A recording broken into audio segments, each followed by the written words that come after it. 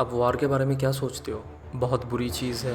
लोगों को अपने शहर छोड़ने पड़ते हैं, इकॉनमी तबाह हो जाती है और हर जगह डर का माहौल होता है। अगर आप गूगल करोगे कि इराक में अमेरिका ने कितने पैसे खर्च किए वार के लिए, यह नंबर $750 बिलियन आएगा। अगर आपको ये समझ में नहीं आ रहा है तो इंडिया की सबसे बड़ी निफ्टी 50 कंपनीज़ की कंबाइंड वैल्यूएशन से भी ज़्यादा है। और इन्होंने ऐसा क्यों किया? ऑब्वियसली ऑयल के लिए, ये पूछने वाली बात थोड़ी ना है। बट ये सब में सबसे ज़्यादा पैसे किस कंपनी ने कमाए हैं? Bush administration has deployed a shadow army of some 100,000 contractors. Of these, tens of thousands. The company formerly known as Blackwater will always be linked to the first decade of the so-called War on Terror. Among the most powerful of the companies operating in Iraq is Blackwater USA. And it should, because it made billions of dollars off it. And Blackwater envisions itself as the FedEx of the national security apparatus. Blackwater was essentially a private army, a company founded by a right-wing former Navy SEAL Eric Prince, who made a lot of money providing mercenaries to the U.S. government. The occupation of Iraq and the war on terror had brought the greatest privatization of warfare in modern history. Blackwater USA has become one of the most powerful private actors in the so-called war on terror. Blackwater एक private military company है जो contract पे काम करती है। ऐसा बोला जाता है कि अभी तक उन्होंने $1 बिलियन से भी ज़्यादा पैसे कमाए हैं। एरिक प्रिंस ने 1997 में ब्लैकवाटर की शुरुआत की थी। एरिक को इस वार से पैसे कैसे कमाते या फिर ये इंडस्ट्री बेसिकली काम कैसे करती है, उन्हें बहुत अच्छे से पता था। आपके मन में एक सवाल आएगा कि प्राइवेट मिलिट्री ही क्यों? वो अपनी आर्मी को भी तो भेज सकते हैं। इसे ऐसे समझो, मैं अगर आपको बता के आपके घर से चोरी करता हूँ तो आपके और मेरे बीच में रिलेशन अच्छे थोड़ी ना रहेंगे। बट वहीं पे अगर मैं आपको बिना बताए आपके घर से कोई चीज़ चोरी करता हूँ, हमारे रिलेशन भी अच्छे रहेंगे और मुझे मेरी चीज़ भी मिल जाएगी। अगर यूएस आर्मी खुद जाके वहाँ पे इन्वेड करती है, किसी भी तरह की कैजुअलिटी की जिम्मेदारी उन्हें ही उठानी पड़ेगी। इसीलिए उनकी आर्मी की जगह किसी ट्रेंड स्पेशल फोर्स को भेजा जाता है जो उनके ऑर्डर पे काम कर सकता है। और मज़े की बात, उनका नाम कभी भी नहीं आएगा। पता है बेसिकली इस पूरे थॉट के पीछे क्या आइडिया है? यूएस वार तो लड़ रही है बट उनको पूरी दुनिया को दिखाना भी है कि बहुत अच्छी कंट्री है।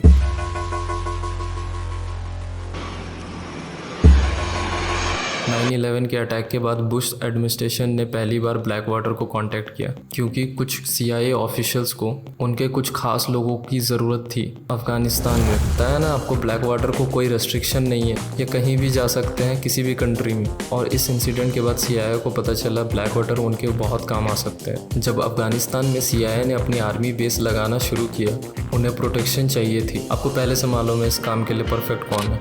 ये पॉल ब्रमर है। सदाम हुसैन की पावर हटने के बाद इनको जिम्मेदारी दी गई कि वो इराक को फिर से रीबिल्ड करे और वहाँ के लॉ एंड ऑर्डर भी मेंटेन करे। अब ये सोच के देखो, आपकी आर्मी जाती है किसी कंट्री में, वहाँ के लीडर को मारती है, फिर वो चाहती है कि उन्हीं के नियम कानून चले। बट कुछ ही टाइम की बात थी, पूरे इराक में सबसे वांटेड US ऑफिशियल कोई था तो वो पॉल ब्रमर होगा। और इनकी प्रोटेक्शन की सर्विस ब्लैकवाटर को मिली। पूरे मिशन में 36 personal arm guards, 3 personal helicopter वो बर्मर की प्रोटेक्शन में हमेशा रहते थे। और ये सब खत्म होने के बाद बर्मर को खरोच तक थे।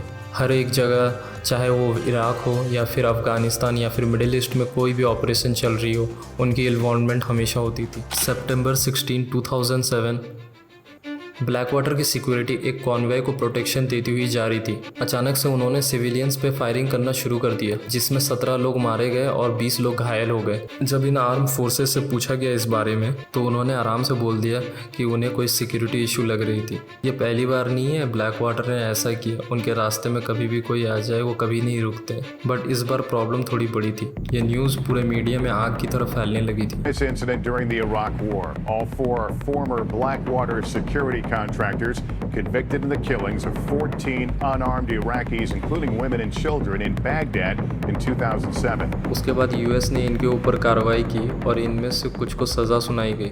लेकिन कुछ टाइम बाद ट्रंप आके ये बोलते हैं कि इनसे सारे चार्जेस हटा देने चाहिए। When I heard about Trump's decision, I was shocked and disappointed. We are the victims and those men are the murderers. I thought the US justice system was independent, but it seems justice is affected by US politics. Trump's decision is another example of his failures in his policy towards Arabs and the Middle East. लेकिन coincidence भी देखो, Eric की बहन president Trump की education secretary है।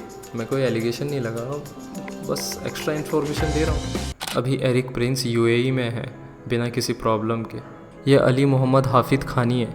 ये सिर्फ 9 साल के थे जब न्यूसर स्क्वायर पे ब्लैकवाटर के आर्म्ड ऑफिशियल्स ने इन पे फायरिंग करना शुरू कर दिया था। पता है ये सब सुन के बहुत बुरा लगता है, बट हम और आप कुछ नहीं कर सकते।